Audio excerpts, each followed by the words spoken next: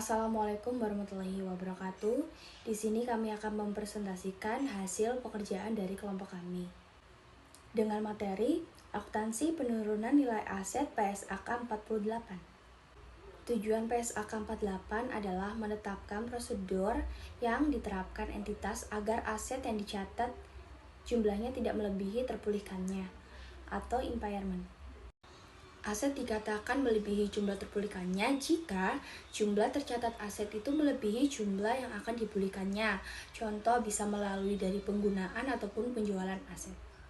Selanjutnya ruang lingkup pengecualian yang dimana PSAK 48 ini diterapkan penurunan nilai kecuali yang pertama persediaan, yang kedua adalah aset yang timbul dari dikontrak konstruksi, yang ketiga adalah aset pajak tangguhan, yang keempat aset yang timbul dari imbalan kerja, yang kelima aset keuangan, yang keenam properti investasi, yang ketujuh kontrak asuransi, yang kedelapan adalah aset tidak lancar yang diklasifikasi sebagai dimiliki untuk dijual.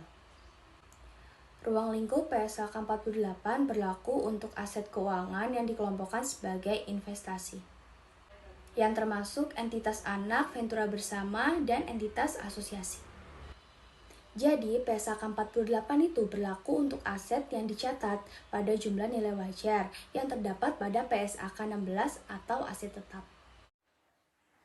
Selanjutnya saya akan menjelaskan mengenai definisi penurunan nilai dari aset.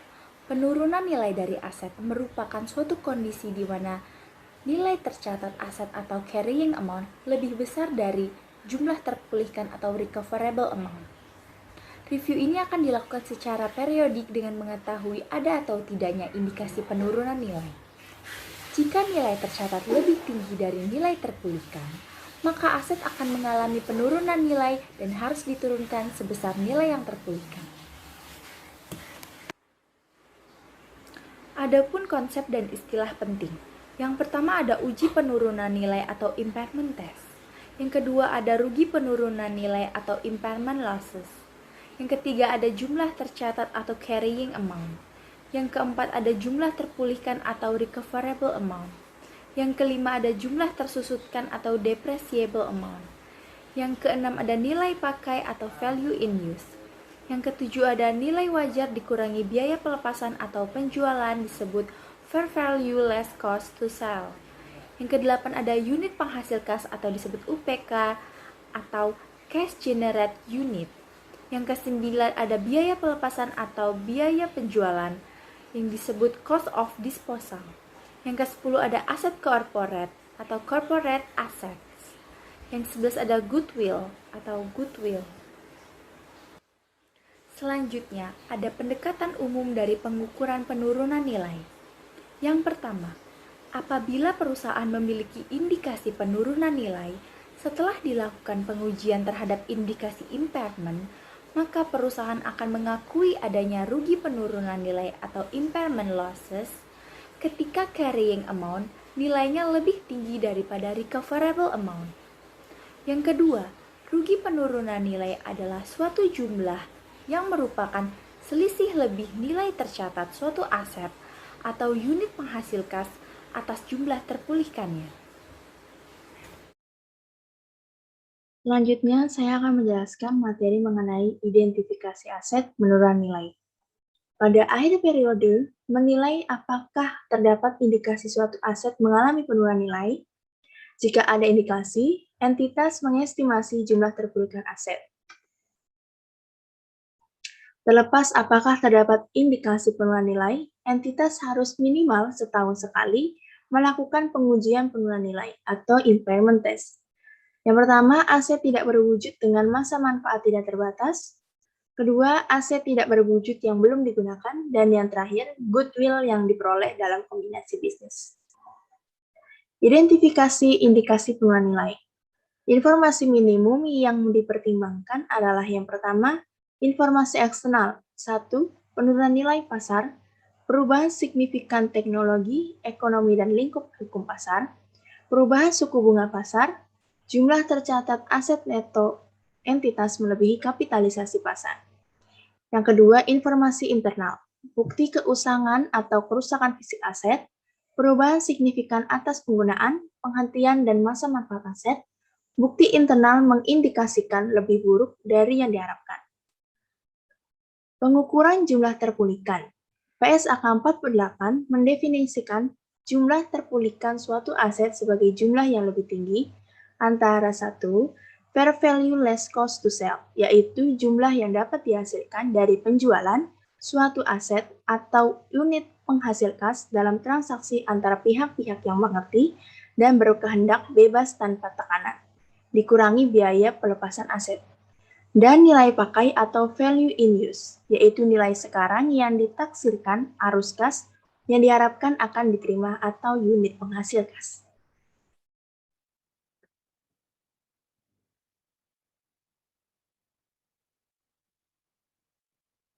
Selanjutnya, untuk pengukuran jumlah terpulihkan, saya akan menjelaskan mengenai nilai wajar dikurangi biaya pelepasan atau fair value less cost to sell.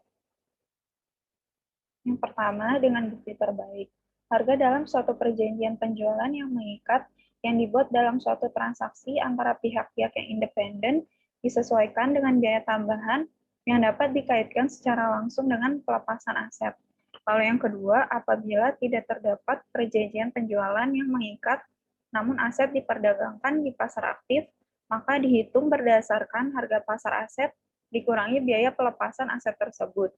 Lalu yang ketiga, apabila tidak terdapat perjanjian penjualan yang mengikat dan tidak ada pasar aktif untuk aset, maka dihitung berdasarkan pada informasi terbaik yang ada untuk menggambarkan jumlah yang dapat diperoleh entitas pada akhir periode pelaporan dari pelepasan aset pada nilai wajar dikurangi biaya pelepasan.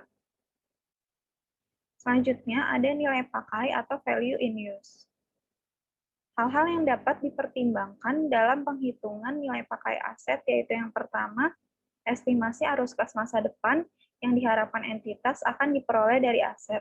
Lalu yang kedua, ekspektasi mengenai kemungkinan variasi dari jumlah atau waktu arus kas masa depan tersebut. Yang ketiga, nilai waktu uang diwakili oleh suku bunga pasar bebas risiko yang berlaku. Yang keempat, harga untuk menanggung ketidakpastian yang melekat pada aset.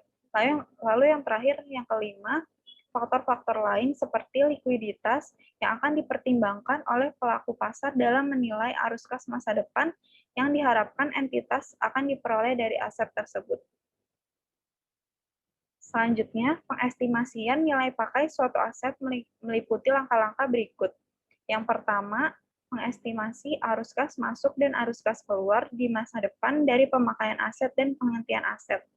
Lalu yang kedua, dengan penerapan tingkat diskonto yang tepat atas arus kas masa depan tersebut. Baiklah, saya akan melanjutkan penjelasan dari teman saya tentang pengukuran jumlah terpulihkan. Hambatan proyeksi arus kas yang pertama didasari pada asumsi yang masuk akal dan didukung oleh fakta atau teori. Yang kedua, didasari pada anggaran keuangan yang terbaru dan telah disahkan oleh manajemen. Yang ketiga, tidak memasukkan komponen arus kas masa depan yang berasal dari restrukturisasi. Yang keempat, pendasaran kepada anggaran hanya meliputi periode 5 tahun kecuali jika periode yang telah lama dapat dijustifikasi. Yang kelima, periode setelah anggaran hanya dapat menggunakan tingkat yang tetap atau penurunan, kecuali jika tingkat yang naik dapat dijustifikasi. Yang keenam, tingkat pertumbuhan yang digunakan dalam proyeksi ekstrapolasi tidak dapat melebihi rata-rata jangka panjang pertumbuhan untuk periode industri atau negara tempat entitas beroperasi atau pasar di mana aset tersebut digunakan, kecuali jika tingkat yang lebih tinggi dapat dijustifikasi. Selanjutnya, pengukuran jumlah terpulihkan. Komponen estimasi arus kas masa depan. Proyeksi arus kas masuk dari penggunaan aset, proyeksi arus kas keluar yang diperlukan untuk menghasilkan arus kas masuk, dari penggunaan aset, atau termasuk arus kas untuk menyiapkan aset agar dapat digunakan dan dapat dikaitkan secara langsung atau dialokasikan dengan dasar yang layak dan konsisten. Pada aset, arus kas neto jika ada yang akan diterima atau dibayar untuk pelepasan aset pada akhir masa manfaat. Selanjutnya, tentang pengukuran jumlah terpulihkan arus kas masa depan valutan asing. Yang pertama, arus kas masa depan diestimasikan dalam satuan mata uang ketika akan dihasilkan, kemudian diskontokan menggunakan suatu tingkat diskonto yang tepat satuan mata uang tersebut. Yang kedua, tingkat pertukaran yang digunakan cross spot pada tanggal perhitungan nilai.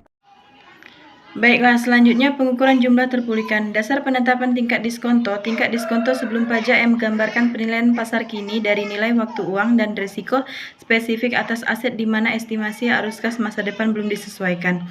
Tingkat diskon ini adalah tingkat pengembalian yang disyaratkan investor jika seandainya mereka hendak memilih suatu investasi yang menghasilkan arus kas dengan jumlah waktu dan profil risiko yang sama dengan yang entitas harapkan akan dihasilkan dari aset tersebut.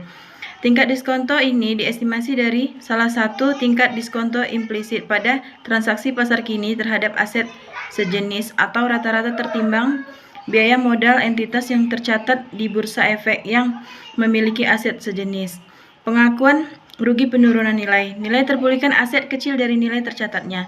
Nilai tercatat aset diturunkan menjadi sebesar nilai terpulihkan. Penurunan tersebut adalah rugi penurunan nilai. Rugi penurunan nilai segera diakui dalam laporan laba rugi, kecuali aset disajikan pada jumlah direvaluasi sesuai dengan standar lain. Contoh PSAK 16 aset tetap.